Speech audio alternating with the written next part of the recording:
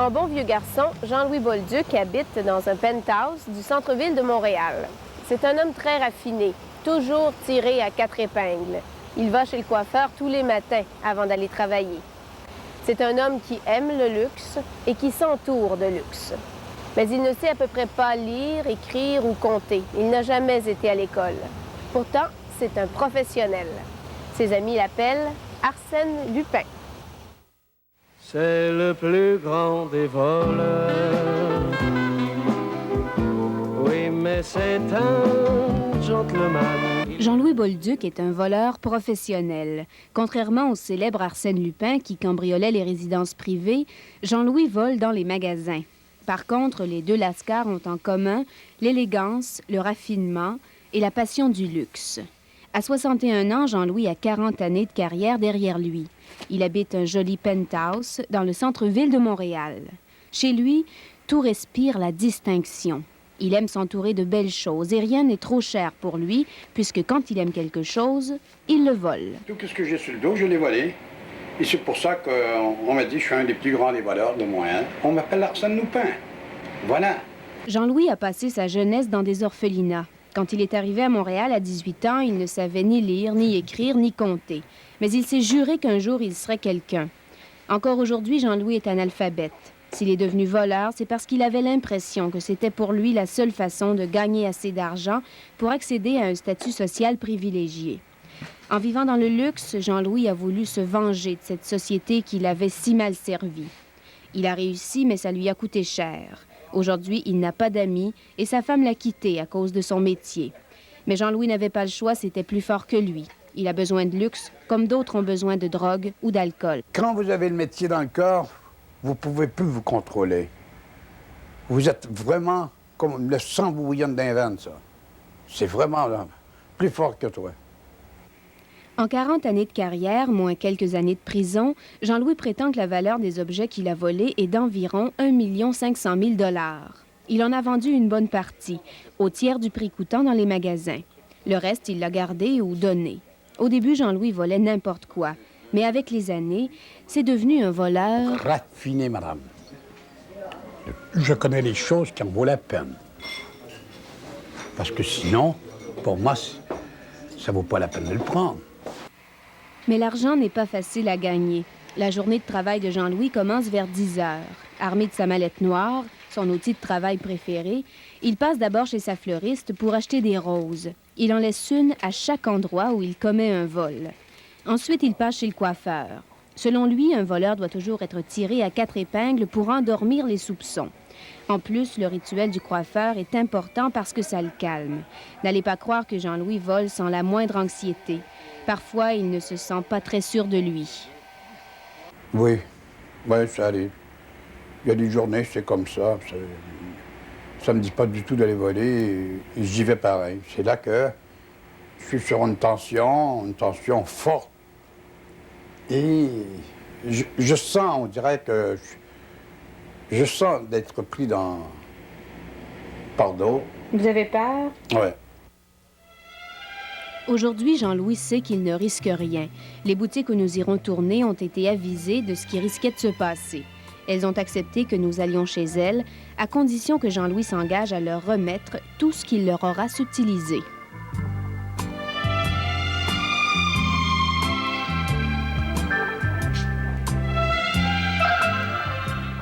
Une eau de toilette L'air du temps de Nina Ricci, prix de détail 30 $.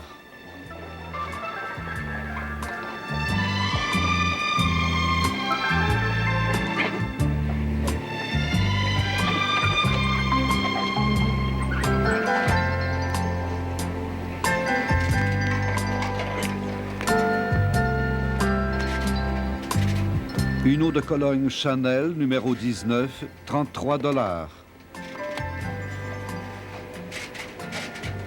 Une eau de toilette Polo de Ralph Lauren, 33 $.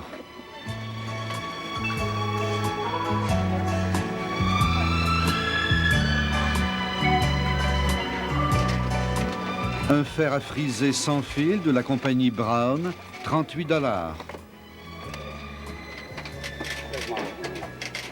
En moins de 10 minutes, Jean-Louis a volé pour 134 $ de produits dans cette pharmacie.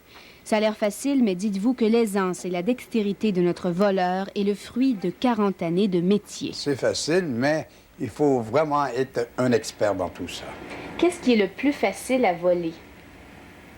Le plus facile à voler dans tout ça, là, vraiment, là, c'est vraiment les cigarettes.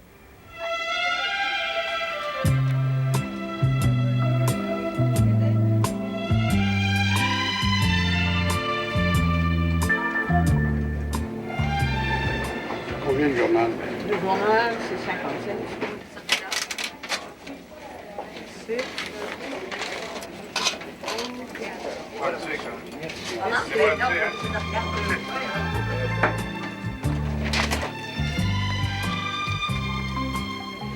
Au revoir. Pour Jean-Louis, comme pour tous les voleurs, ce qu'il y a de plus difficile à voler, c'est les bijoux. Par contre, c'est dans une bijouterie que notre homme a fait son meilleur coup il y a 20 ans. Il a fait croire au bijoutier qu'il était armé. Il a cru que c'était un hold-up, mais ce n'était pas un hold-up, parce que je n'avais pas d'arme à feu. Fait que maintenant, il a reculé derrière le magasin sans rien faire, les bras en l'air. J'ai dit, calmez-vous, hein, voulez-vous? Moi, je suis rentré dans le comptoir, je me suis servi et j'ai tout pris les bijoux qu'il avait dans le comptoir. Puis je les ai mis dans ma mallette. Jean-Louis est ressorti de la bijouterie comme un honnête client. Puis il est rentré tranquillement chez lui. La moitié du travail restait à faire. Il fallait que j'écoule ce stock de bijoux. Fait que c'est pas tout à chacun qui va acheter les bijoux parce que c'est retraçable. Fait que là, j'ai vu des receleurs qui étaient dans la mesure de bien me payer. Ils ont dit, ben, on va te donner tant. Il y en a un qui m'a donné 20 000 $ et l'autre m'en a donné 15 000 et l'autre, etc. Je suis venu à bout de ramasser une soixantaine de 1000 $. Plus ou moins. Habituellement, Jean-Louis ne procède pas de façon aussi cavalière. Il travaille avec délicatesse. En entrant dans la bijouterie, Jean-Louis pose sa mallette sur le comptoir. Celle-ci pourra servir d'écran entre la vendeuse et lui.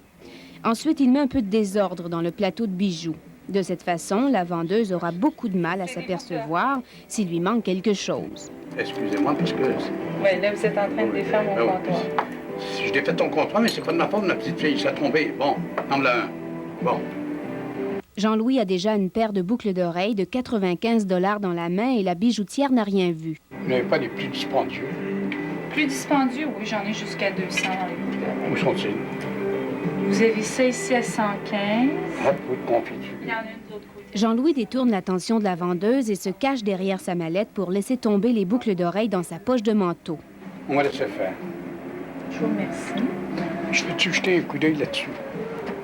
Dans les bagues? Regardez comment notre voleur s'y prend pour subtiliser des bijoux sous les yeux des bijoutiers sans que ceux-ci ne remarquent rien.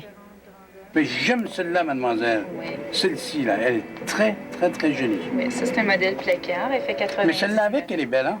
Jean-Louis a pris une paire de boucles d'oreilles et 2 bagues. S'il n'avait pas remis son butin, comme il l'avait promis, il aurait eu 300 $ de bijoux dans sa poche en sortant de là. Je vais revenir. D'accord, merci beaucoup.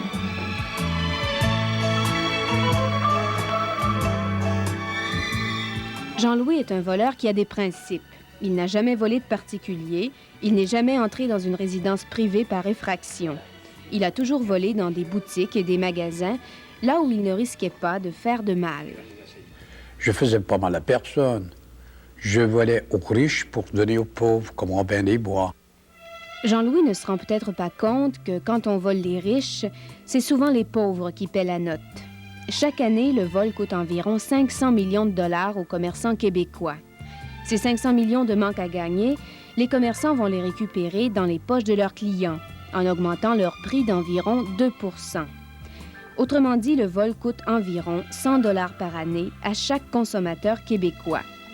Et cela sans compter que les commerçants vous font aussi payer les frais de leurs assurances et de leur système de sécurité. Depuis quelques années, beaucoup de magasins sont équipés de systèmes vidéo qui compliquent dangereusement la vie des voleurs. On peut déjouer le vidéo dans un sens, mais il faut savoir où est-ce qu'il est, le vidéo. Si vous ne le savez pas, vous êtes sûr et certain de vous faire prendre. Les systèmes vidéo, c'est efficace. Récemment, les agents de sécurité d'un magasin à rayon ont filmé Louis en pleine action. Ce jour-là, il a tenté de voler un téléphone et une paire de lunettes d'approche. À sa sortie du magasin, il a été arrêté. Comment réagit-il quand il se fait prendre la main dans le sac? Je ne fais pas aucune réaction. J'ai dit, ben coudonc, faites votre travail. Vous niez Non. pas votre culpabilité? Oh, il y a des fois, je me débat. Je me débat en disant que je ne l'ai pas pris, mais il reste que c'est tout de suite la peur, mais pas une peur, tu sais, à déchirer. Tu sais, c'est une peur du fait que tu es pris sur le coup. Depuis 40 ans, Jean-Louis a été condamné 23 fois. Il a payé des amendes, il a été en probation, il a fait de la prison, sa femme l'a quitté.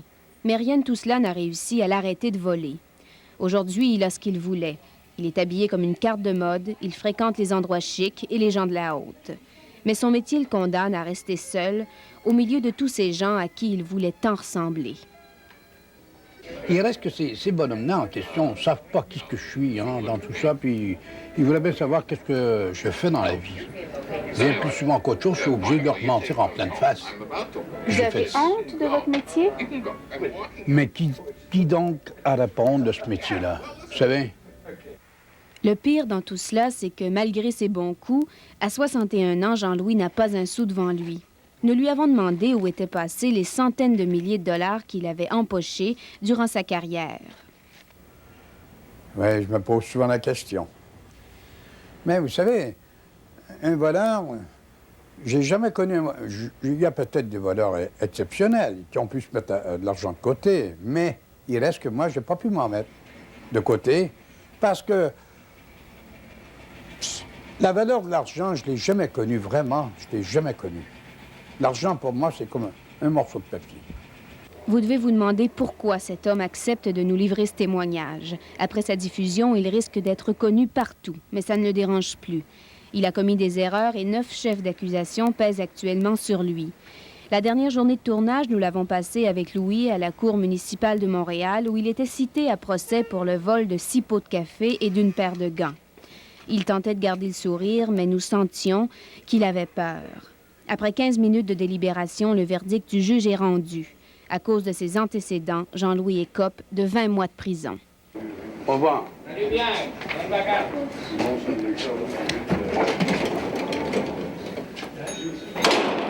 Jean-Louis Bolduc est incarcéré à la prison de Bordeaux depuis le 2 mars 1988.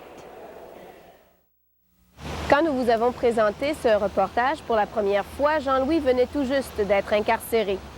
Il est resté en prison pendant 8 mois, puis il a été libéré. Depuis, notre gentleman a eu la vie très dure. Jean-Louis est venu grossir les rangs des itinérants de Montréal. Depuis sa sortie de prison, il ne vole plus. Il reçoit des prestations d'assistance sociale. Il a dû changer radicalement son mode de vie. J'ai tout perdu par rapport, je ne pouvais plus y payer mon appartement. Puis on m'a tout pris, on m'a quasiment tout saisi. Et là, je suis devenu comme un clochard. Je suis obligé de trouver un peu de boulot, mais à mon âge, c'est pas facile. Jean-Louis a cherché un emploi, mais quand on ne sait pas écrire, qu'on a 62 ans et aucune expérience de travail, personne ne veut de nous. Jean-Louis est désespéré. Ah, c'est pesant en dedans de moi. Je voulais me trouver de quoi. Me voir parmi ces gars-là, là, ça me fait plus mal au cœur qu'autre chose. Puis je voudrais faire un homme de moi comme tout le monde. Enfin, j'aimerais bien être aidé par tout à chacun, mais il reste que je suis un gars en bonne santé. Je veux travailler n'importe quoi. J'essaye à tous les jours à courir les rues de Montréal pour trouver un peu de boulot. Il n'y a pas moyen d'en trouver. C'est pas facile.